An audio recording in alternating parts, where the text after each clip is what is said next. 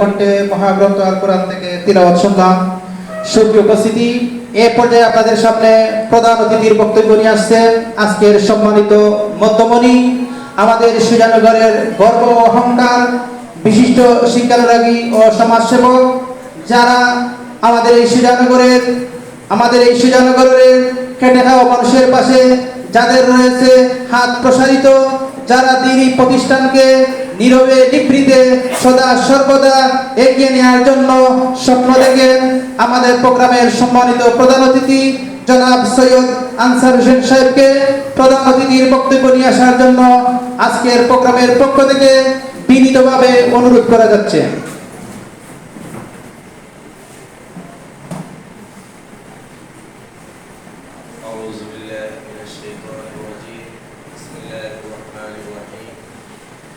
Sujanagar ideal মাদ্রাসার আজকের এই ইত্তেহাদুল কোরআন পুরা বাংলাদেশের অধীনে এক মাস ব্যাপী যে অনুষ্ঠান ছিল, যে প্রোগ্রাম ছিল, সেই প্রোগ্রামের আজকের সমাপনী অনুষ্ঠানের আজকে এই প্রোগ্রামে এসে আমি অত্যন্ত আনন্দিত। আজকে সুজানগর আইডিয়াল মাদ্রাসায় আমি আরো একবার আসছিলাম, মেবি অনেক আগে, কিন্তু আজকে আসার পর অনেকটা অনুভব করতেছিলাম যে সুজানগর আইডিয়াল মাদ্রাসা ওই আসার পর থেকে আজকে পর্যন্ত অনেকটা পথ এগিয়ে গেছে, আলহামদুলিল্লাহ।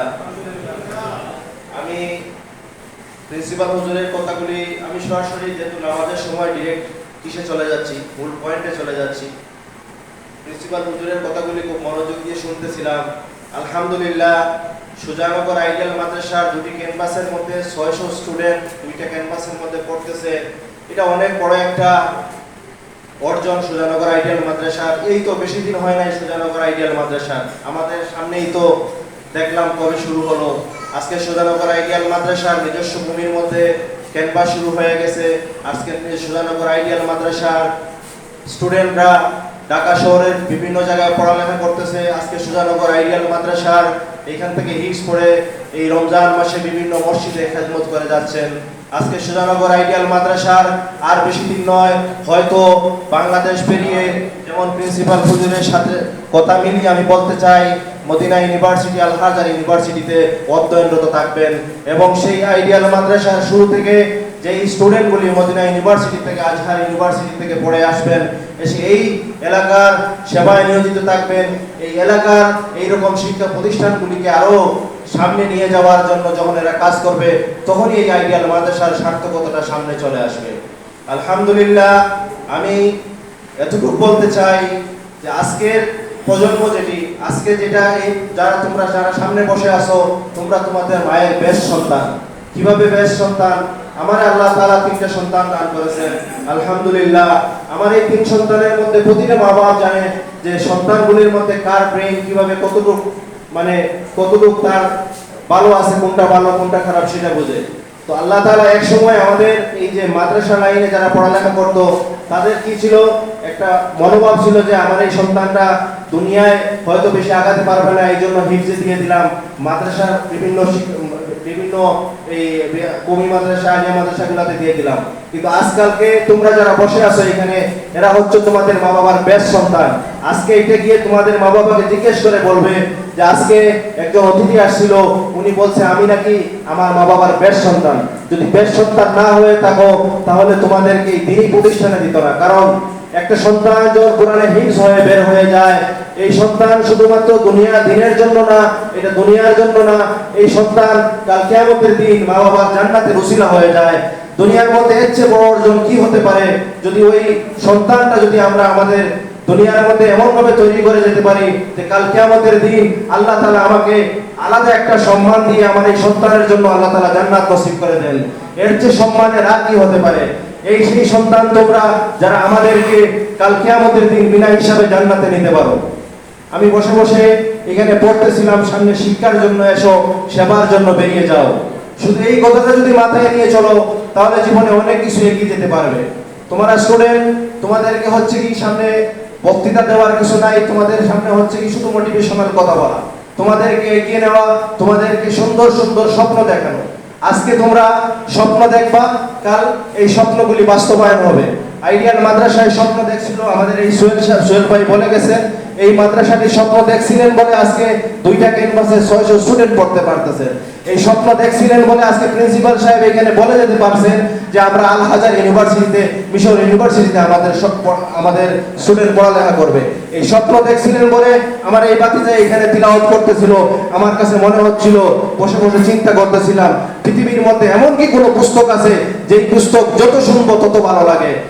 এই বাতিজা যখন পড়তেছিল মনে হচ্ছিল, আল্লাহ মাফ করুক, আমি জানি না এটা সত্য হচ্ছে কিনা, না ভালো আপনারা ভালো করে বলতে পারবেন।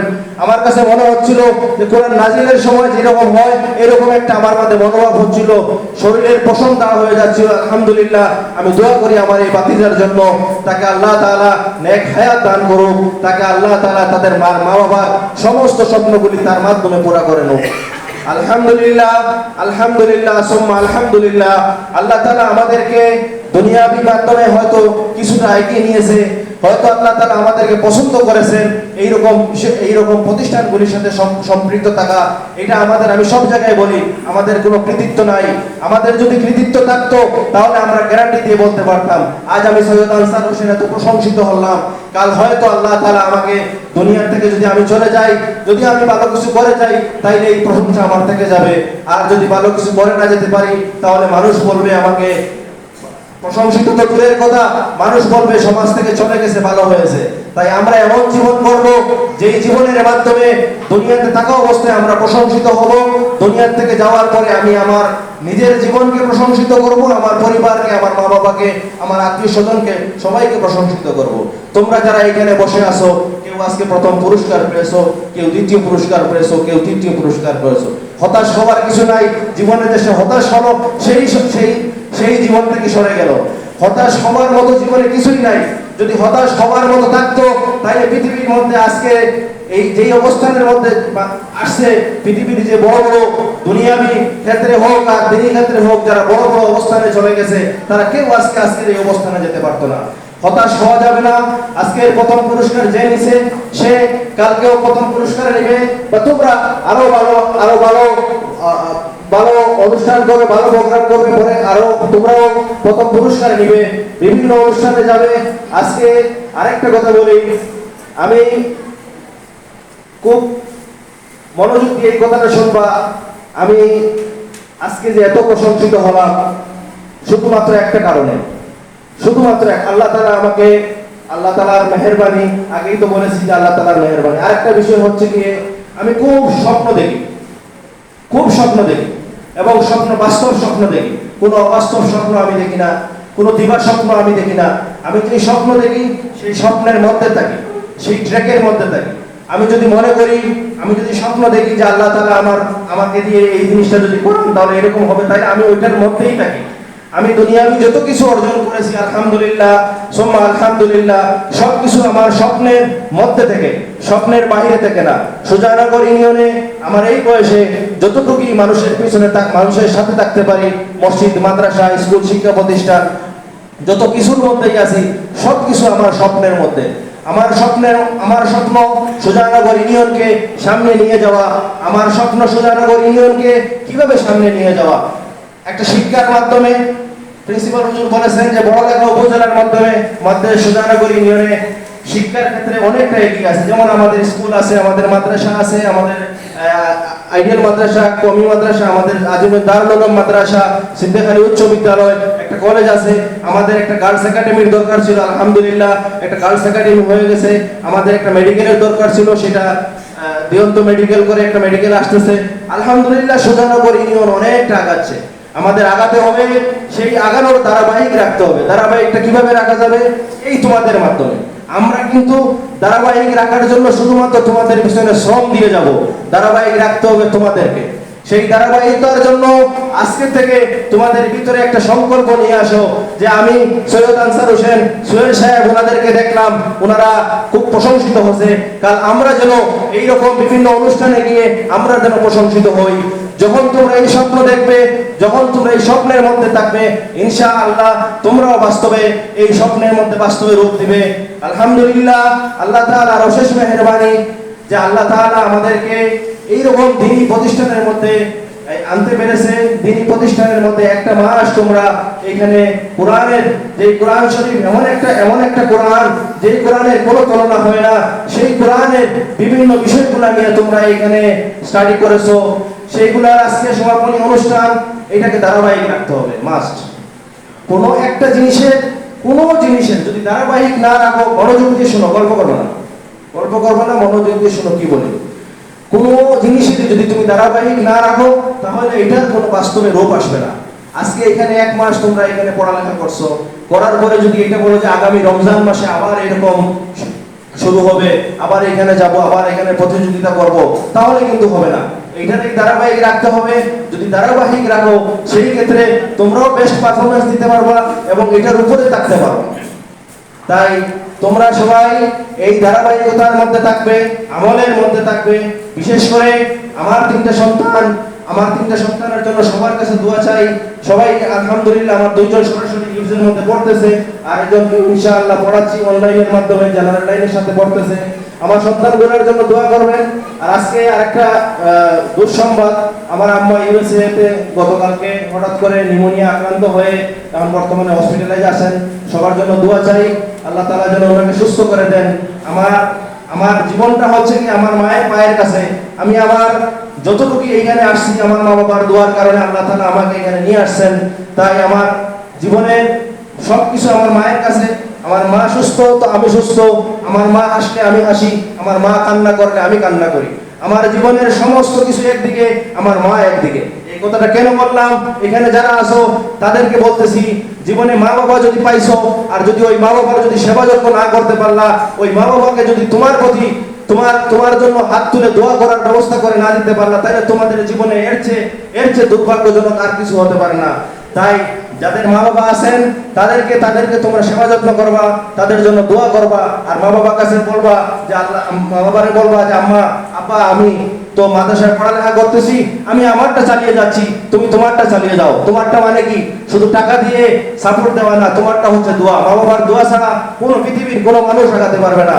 তাই সবাই সবার মা বাবার কাছ থেকে দোয়া নিবা। পরিশেষে আমি একটা কথা বলতে চাই, আইডিয়াল মাদ্রাসায় আসার কারণে আজকে যারা আমাকে এখানে নিয়ে আসছেন, সম্মানিত করছেন, আমি তাদেরকে কৃতজ্ঞতা জানাই।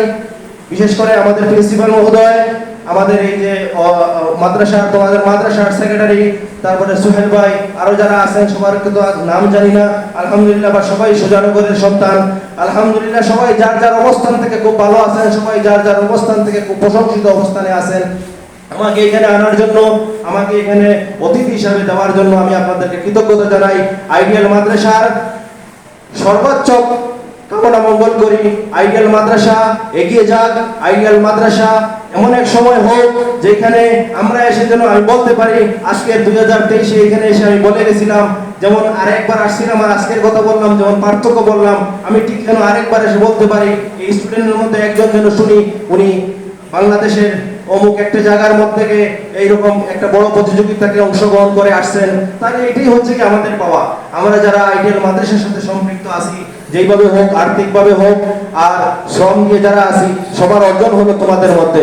তাই তোমরা এটা মাথায় নিয়ে চলবা। আর আমি দোয়া করি আজকে রাত্রে 10টার সময় একটা প্রোগ্রামের মধ্যে, লাইভ প্রোগ্রামের মধ্যে, যিনি এই আইডিয়াল মাদ্রাসার স্টুডেন্ট, সে ফাইনালের মধ্যে উত্তীর্ণ হোক, আমি সেই দোয়া করি।